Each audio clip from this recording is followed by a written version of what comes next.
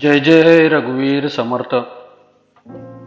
श्रीमोद दासबोध दशक पहिला समास चौथा। सद्गुरु स्तवन श्रीराम।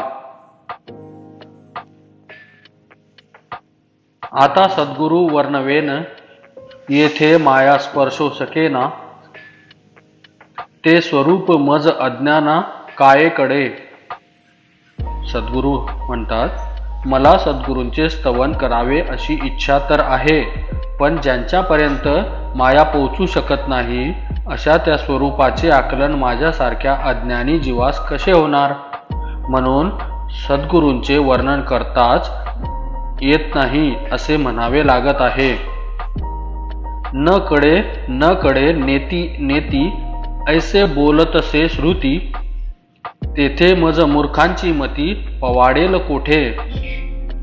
श्रुती ही आत्मविद्येची जननी असून ती सुद्धा नेती नेती मला कळत नाही असे ज्याविषयी म्हणते त्या स्वरूपाचे वर्णन करण्यास माझ्यासारख्या मूर्खाची बुद्धी कशी समर्थ असेल?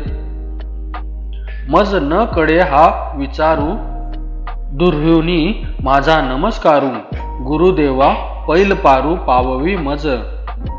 तुमचे वर्णन कसे करावे हेच मला कळत नसल्याने मी तुम्हाला दुरूनच नमस्कार करतो की हे गुरुदेवा, मला पैल तरास न्या।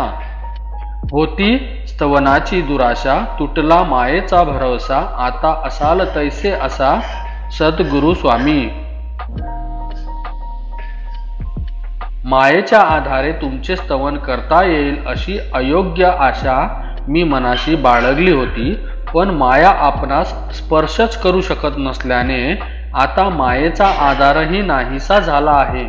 म्हणून हे सद्गुरु स्वामी, तुम्ही असाल तसे एवढेच मी म्हणतो। मायेच्या बडे करीन स्तवन, ऐसे वांछित होते मन, माया झाली लज्जायमान काय करू। समर्थ सांगतात, मायेच्या सहाय्याने आपले स्तवन करावे अशी इच्छा माझ्या मनात होती, पण मायाच लाजून बाजूस सारल्यावर मी तरी काय करू। नातुडे मुख्य परमात्मा, म्हणून करावी लागे प्रतिमा, तैसे माया योगे महिमा वर्णीन सद्गुरूचा। मुख्य परमात्मा इंद्रिय गोचर नसल्याने तो हाती गवसत नाही, म्हणून त्याची प्रतिमा करून तिचा आधार घ्यावा लागतो। म्हणून आता त्या मायेचा आधार घेऊनच मी सद्गुरांचा महिमा वर्णन करीन। आपल्या भावासारिका मनी देव आठवावा ध्यानी, तैसा सद्गुरु हा स्तवनी स्तवू आता। आपल्या मनात जसा भाव असेल त्यास अनुसरूनच ध्यानात मनाने आपल्या इष्ट देवाचे स्मरण करावे लागते। तशी माझ्या मनात जशी सद्गुरूंची मूर्ती स्थिरावली आहे, तशीच ती आठवून त्या श्री सद्गुरूंचे मी स्तवन करतो। जय जयाची सद्गुरु राजा, विश्वंभरा विश्वबीजा, परम पुरुषा मोक्षध्वजा दीनबंधू। हे सद्गुरु राजा, तुझा जय जयकार असो। तूच सर्व विश्वास व्यापले आहेस, तूच विश्वाचे मूळ कारण आहेस व तूच परमपुरुष आहेस। तसेच मोक्ष देणारा व दिनांचा बंधू तूच आहेस। तुझेयन अभयंकरे अनावर माया हे ओसरे, जैसे सूर्यप्रकाशे अंधारे पडून जाये। जया जसा सूर्यप्रकाशाने अंधार पडून जातो, तशी तुझी कृपा झाली की अनावर अशी मायाही ओसरू लागते। आदित्ये अंधकार निवारे, परंतु मागुते ब्रह्मांड भरे, निसी झाली या नंतरे पुन्हा काळोखे। जसा सूर्यप्रकाशाने अंधार पडून जातो, तशी तुझी कृपा झाली की अनावर अशी मायाही ओसरू लागते। सूर्याच्या योगे अंधकार नाहीसा झाला तरी रात्र झाली की परत काळोखाने ब्रह्मांड भरून जाते।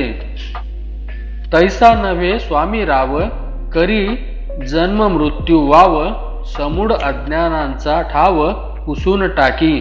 पण सद्गुरु स्वामीराज तसे नाहीत. ते अज्ञानांचा समूळ नाश करतात व त्यामुळे परत जन्म मरणाच्या फेऱ्यात सापडावे लागत नाही.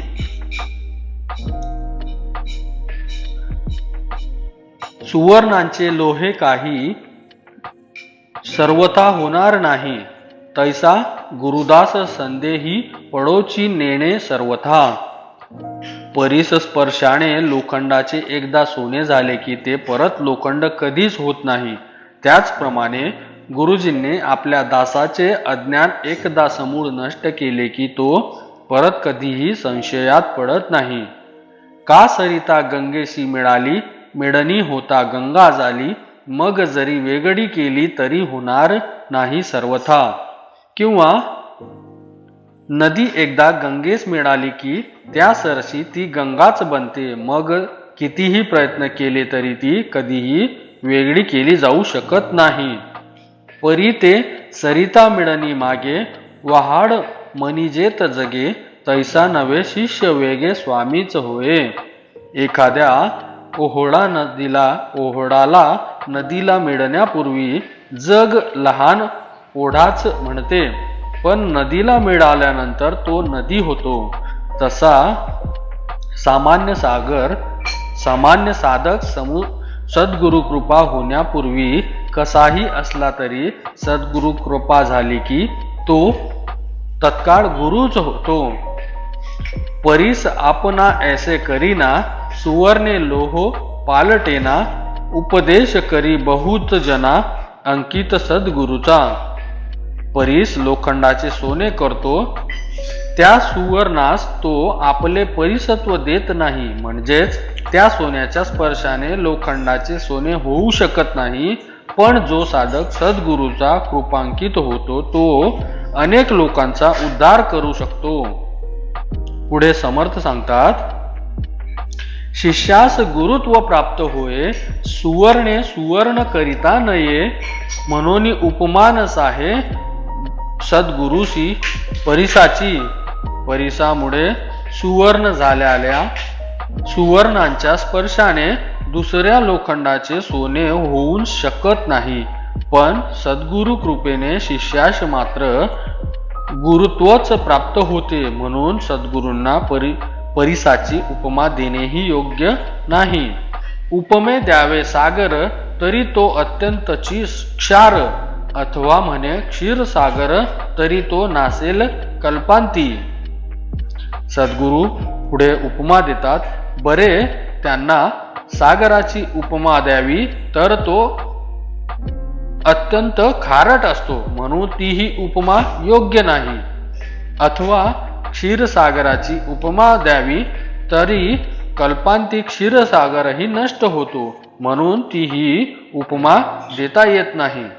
उपमे द्यावा जरी मेरू, तरी तो जड पाषाण कठोरू.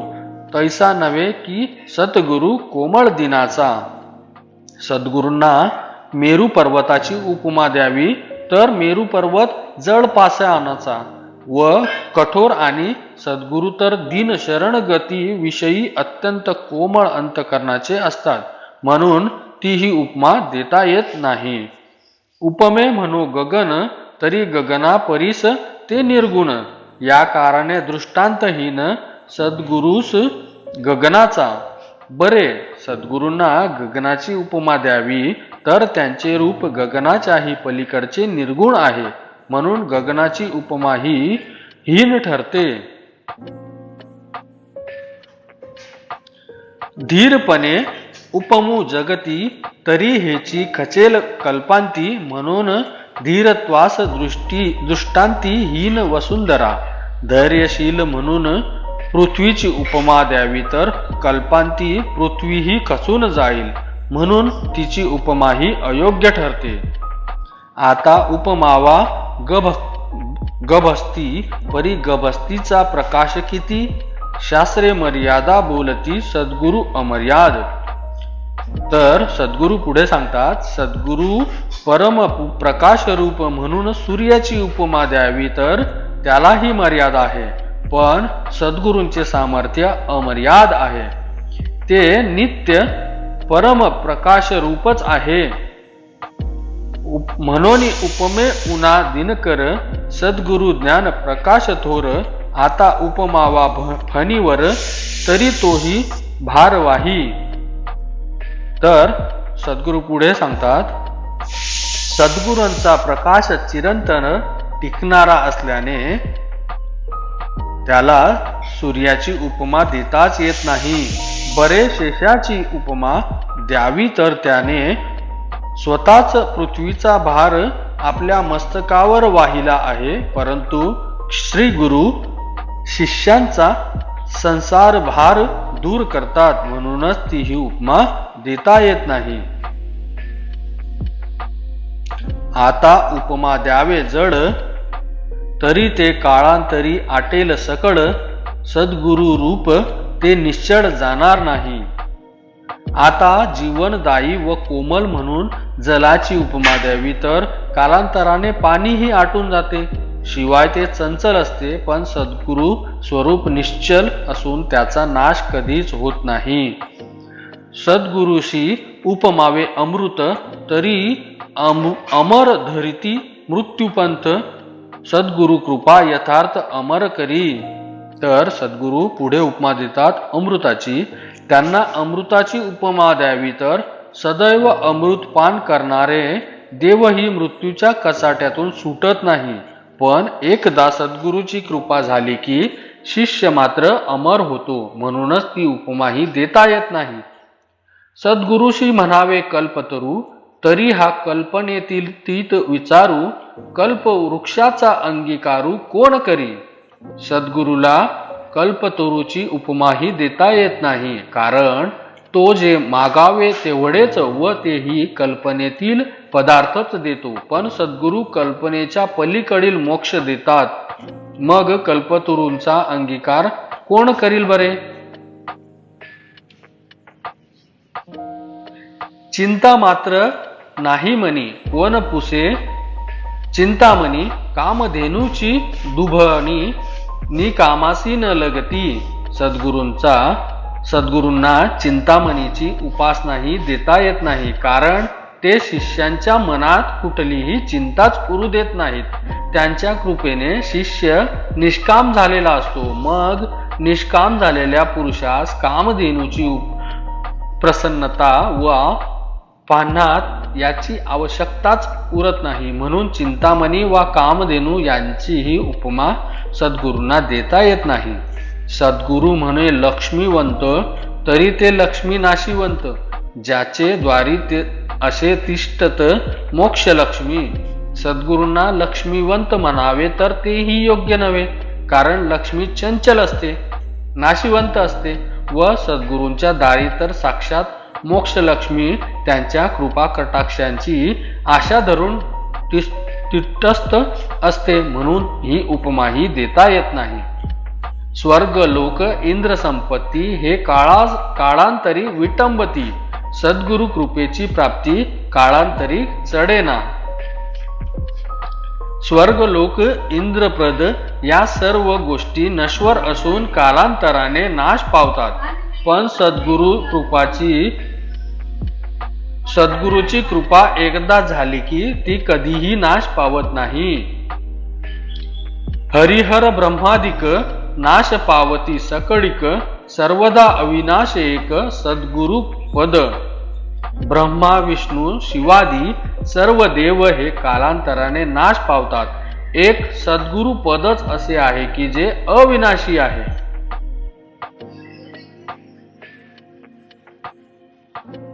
तयाशी उपमा द्यावी नाशिवंत सृष्टी आघवी. पंचभूतिक उठा ठेवी न चले तेथे. फार काय सांगावे, ही सर्व सृष्टीच पंचमहाभूतांची असून नाशिवंत आहे. फक्त सद्गुरूंचे स्वरूपच शाश्वत अविनाशी आहे. तेव्हा त्यांची उठाठेव करण्यातही काही अर्थ नाही. म्हणून सद्गुरु वर्णवेन हेची माझी वर्णना. अंतरस्थितीची या खुणा अंतर्निष्ठ जाणती. जेव्हा सद्गुरूंच्या रूपाचे वर्णन करता येण्यासारखे नाही, हेच माझे वर्णन आहे. जे अंतरीच्या खुणा जाणणारे असतात त्यांनाच त्याचे खरे स्वरूप कळते. इति श्रीदासबोधे गुरुशिष्य संवादे सद्गुरु स्तवन नाम समास चौथा समाप्त. जय जय रघुवीर समर्थ. श्रीराम समर्थ.